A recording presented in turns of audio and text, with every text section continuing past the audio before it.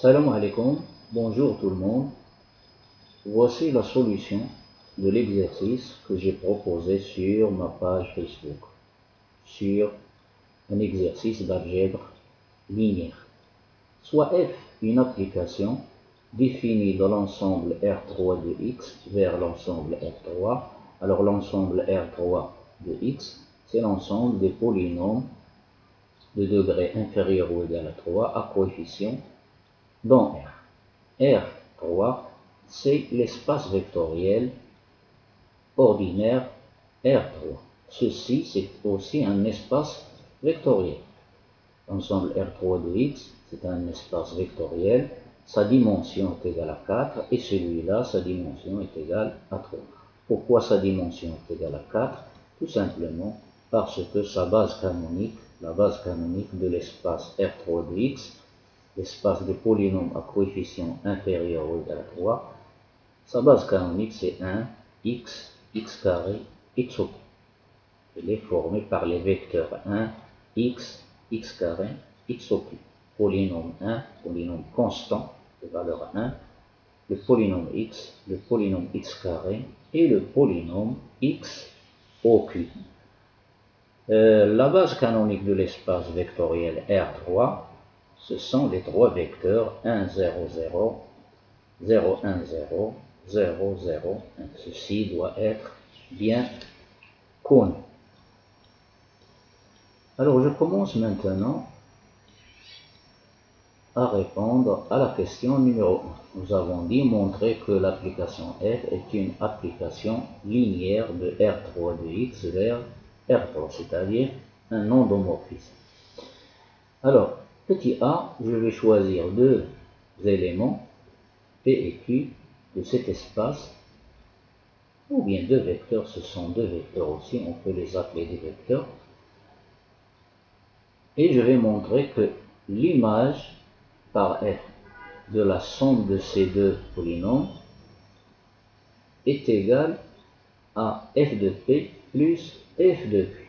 Donc, je commence. Alors, puisque P est un polynôme de degré inférieur ou égal à 3 et Q est un polynôme de degré inférieur ou égal à 3, donc leur somme, ça donne toujours un polynôme de degré inférieur ou égal à 3. C'est-à-dire, si P et Q sont éléments de R3 de x, alors leur somme aussi est un élément de R3 de x. Ceci vient du fait que R3 de x est un espace vectoriel. Donc, f de P plus Q, c'est l'image par P plus Q de moins 1, point virgule, l'image de 0 par P plus Q, l'image de 1 par P plus Q, c'est-à-dire la première projection ici du vecteur qui appartient à R3, la deuxième, la troisième. D'après la définition de la somme de deux applications, c'est connu, l'image par la somme de deux applications d'un élément quelconque, c'est la somme des images, c'est-à-dire P de moins 1 plus Q de moins 1. De la même façon ici, de la même façon ici. Alors n'oubliez pas ici que P de moins 1 est un élément de R et ceci est un élément de R.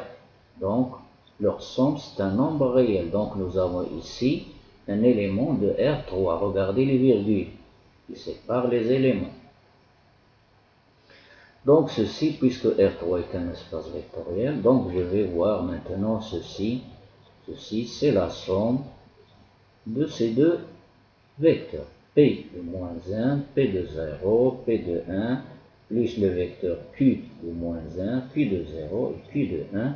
Or, ceci c'est f de P, plus ceci c'est f de Q. Donc j'ai démontré la première propriété de la linéarité de f. Ensuite, maintenant, je vais choisir un polynôme et un scalaire, un nombre réel, alpha. Alors, et je vais calculer, et je vais démontrer que f de alpha p est égal à alpha fois f de p. Donc, f de alpha p, c'est l'image, c'est le vecteur. Ici, c'est un vecteur de R3, alpha p de moins 1, alpha p de 0, alpha p de 1. Alors, alpha ici, c'est un nombre, l'ensemble ici. alpha p de moins 1, alpha p de 0, alpha p de 1. Alors le alpha ici, puisque la notion d'espace vectoriel, ça donne alpha p de moins 1 fois alpha p de 0 fois alpha p de 1. Et ceci n'est autre que le réel alpha multiplié par ce vecteur p de moins 1, p de 0, p de 1. Et p de moins 1, p0, p de 1, c'est f de p. Donc j'ai démontré la deuxième propriété qui assure la linéarité de f. Donc, les résultats A et B, on conclut que f est bien une application linéaire ou bien un homomorphisme. Deuxième question, on doit connaître ici la base canonique de R3 de x, c'est 1, x, x carré, x3 que j'appelle P1, P2, polynôme numéro 3, polynôme numéro 4. Et la base canonique de R3, elle est déjà connue dans le cours, c'est celle-là. Donc, et on sait que la matrice d'une application linéaire, relativement à la base de l'espace vectoriel de départ, ce sont les images des vecteurs de la base écrits sous forme de colonnes. Alors f de 1, f de x, f de x carré, f de x au cube, sous forme de colonnes. Alors, maintenant je vais calculer l'image du premier vecteur, p de 1. F de p de 1, c'est p de 1 de moins 1, p1 de 0, p1 de 1. Alors, le polynôme p1, c'est le polynôme constant de valeur 1. Donc, l'image de moins 1, c'est 1, l'image de 0, c'est toujours 1, et l'image de 1, c'est toujours 1, car c'est un polynôme constant de valeur 1. Donc,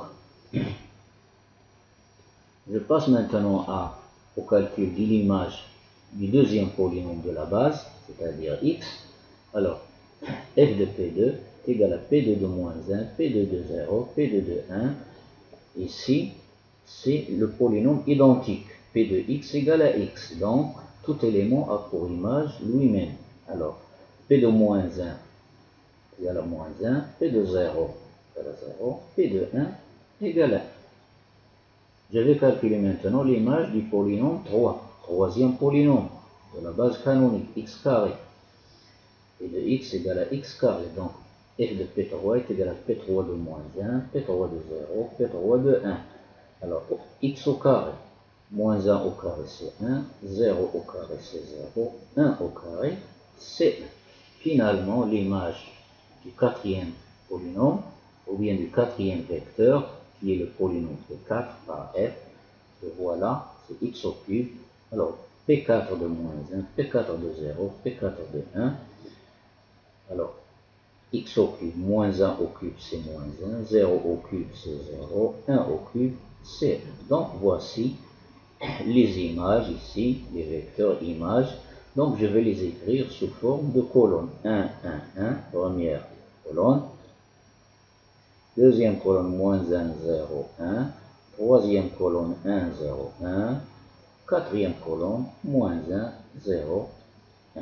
Et voilà, pour cet exercice, n'oubliez pas de vous abonner dans la chaîne, d'activer la petite cloche pour recevoir toujours le bon et le meilleur.